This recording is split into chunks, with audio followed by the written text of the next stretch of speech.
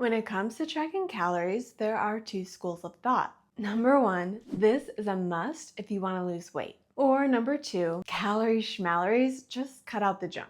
But wait, there's actually three, because let's not forget about I already tried tracking calories and it didn't work. Today's video will be extremely helpful for 2 out of 3 of these people. If you follow the crowd who vows to never eat sugar, carbs, or basically ever enjoy life again, you can still watch, but just know I'm not really talking to you. Because after following restrictive diets for far too long and quickly regaining every single pound that I lost, even though I cut every carb, all processed foods, and I never even glanced at one drop of seed oil, I finally figured out that dieting life just ain't the life for me.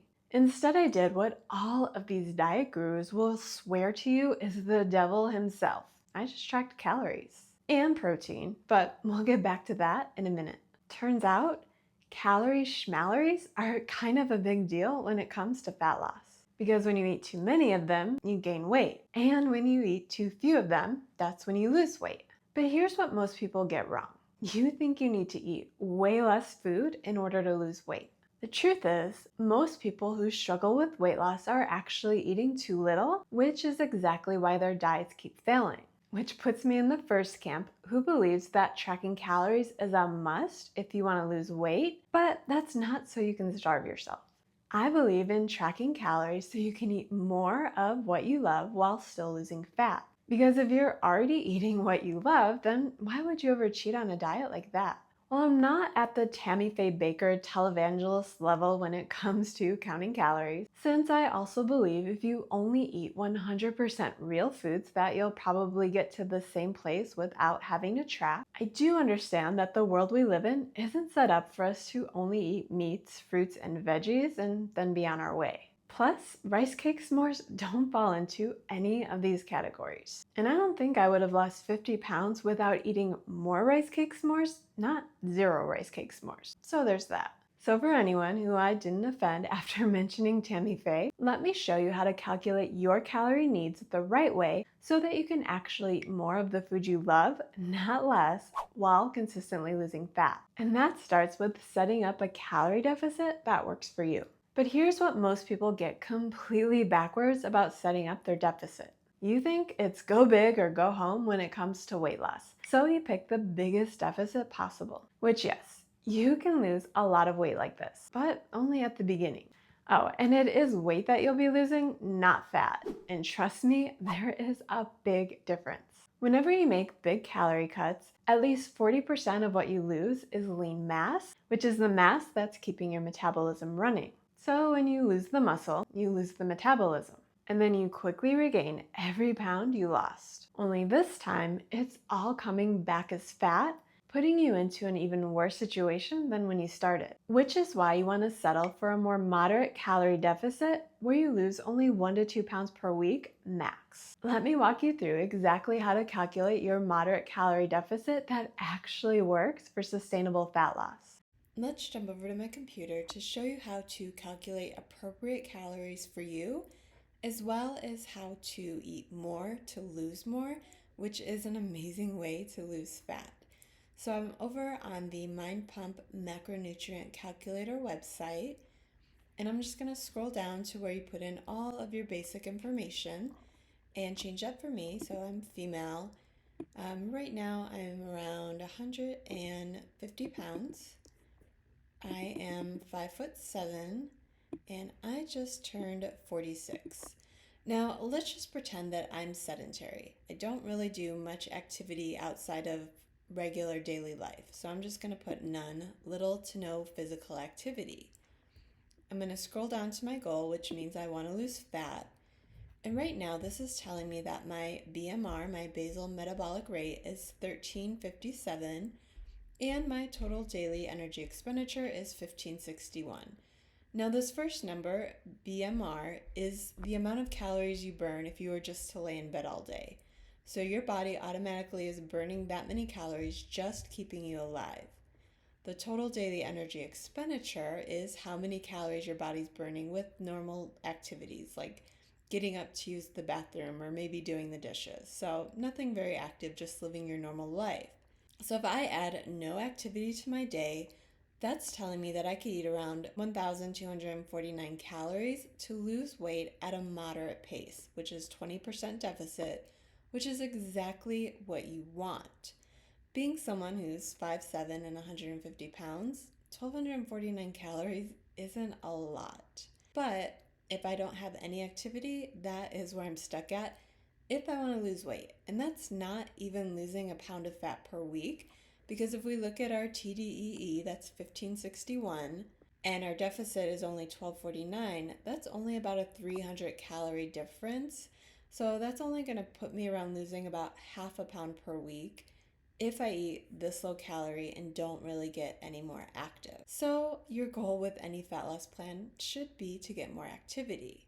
So we're going to come back up here, and let's say that I commit to my plan and I commit to walking 45 minutes of moderate walking each day.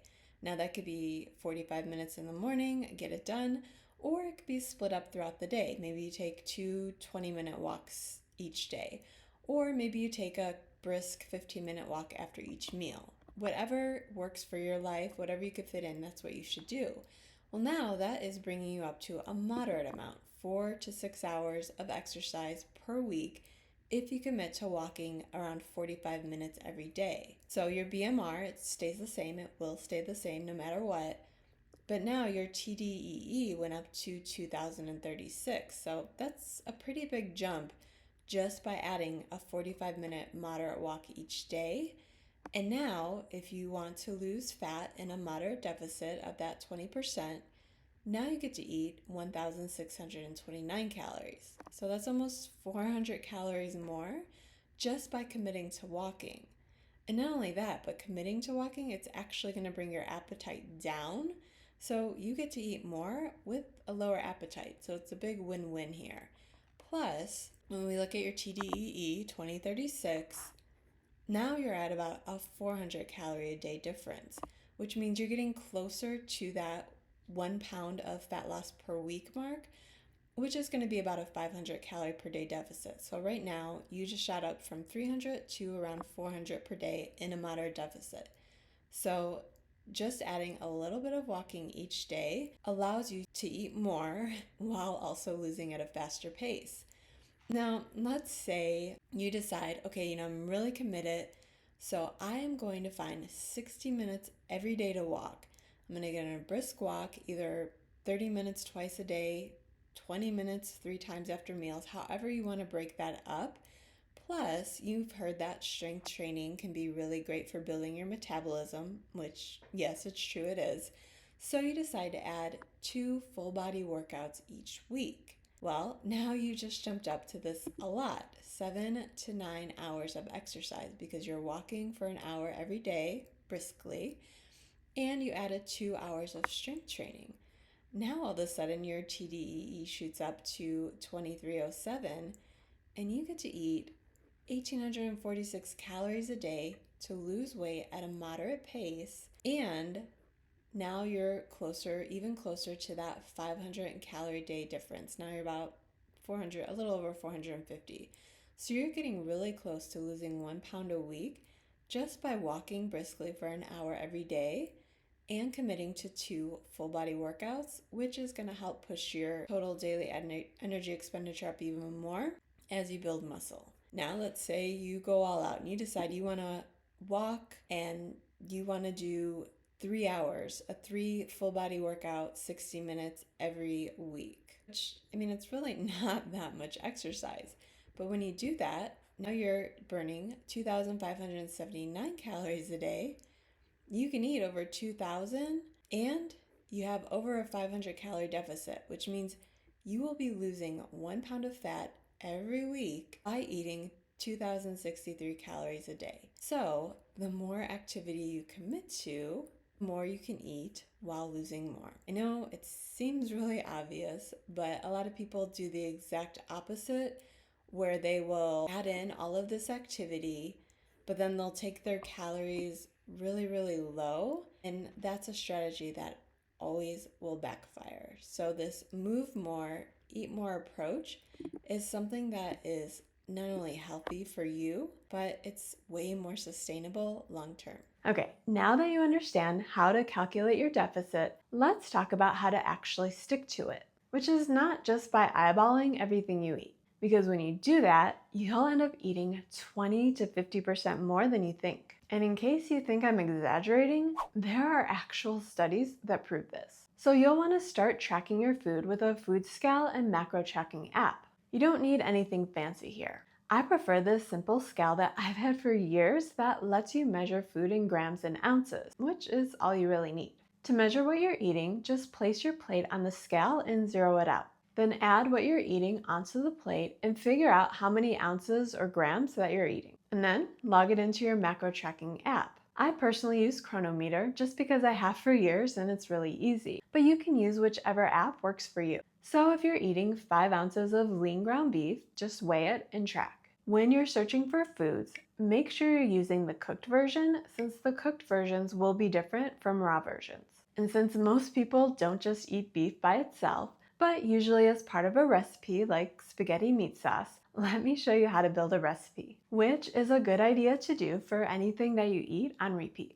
To build the recipe, add all of your ingredients into the app's recipe builder. For my spaghetti sauce, that's 2 pounds of 93% beef, 1 jar of roast sauce, 1 medium onion, and 1 green pepper. The app will show you total calories for the full recipe. Since you're probably not eating the entire batch at once, take the total calories and divide by how many calories you want per meal. So if I want my meal to be around 500 calories, I'll divide the total by 500, which gives me about 4.5 servings for the batch. When I set that as my serving size, it shows 502 calories for 378 grams of meat sauce with 56 grams of protein per serving, which is exactly where I want to be. Now when I make this recipe, I just weigh out 378 grams and log it. The good news is you only have to build each recipe one time, and then you just measure it in grams and log every time after. Tracking processed foods is even easier since you can just scan the package. But since you should be aiming for at least 80% real foods if you want lasting results, hopefully you won't be using the scanning hack too often. When it comes to restaurant meals, that's where tracking gets a little bit trickier. But it's still important since most meals out have as many calories as you're supposed to eat in the entire day. Many chain restaurants like the Cheesecake Factory are already in the app, but keep in mind that these companies have a 20% variance in accuracy. So their barbecue ranch chicken salad that's listed at 2,130 calories could really be up over 2,500 calories. Yes, I just told you that you could be eating salads that come in at 2,500 calories, which is exactly why you have to track meals before you order to make sure they fit into your plan.